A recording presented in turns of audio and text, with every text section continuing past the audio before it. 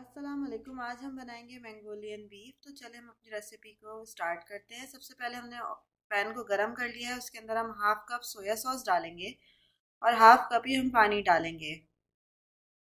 फिर इसमें तकरीबन 1.5 चम्मच के करीब ब्राउन शुगर जाएगी और 1 चम्मच कुटा हुआ अदरक लहसुन।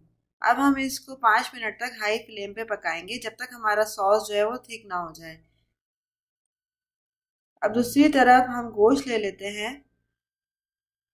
ये देखिए, गोश्त के मैंने बारीक पार्चे कर लिए हैं। उसके ऊपर मैं कॉर्नफ्लोर डालूंगी और इसके ऊपर एक कोटिंग कर दूंगी कॉर्नफ्लोर की।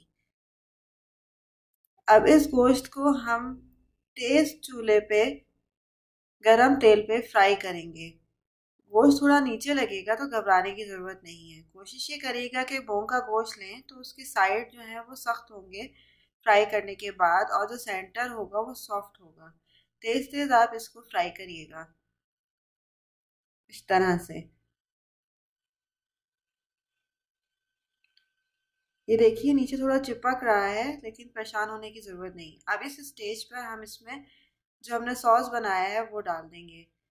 थोड़ा सा हम इसको सॉस डाल के पकाएंगे, जो गोश्त की कच्चेपन की जो कसर रह गई होगी वो ख़त्म हो जाए ताकि। फिर अब इसके अंदर हम कॉर्नफ्लोर पानी में मिला के डाल देंगे।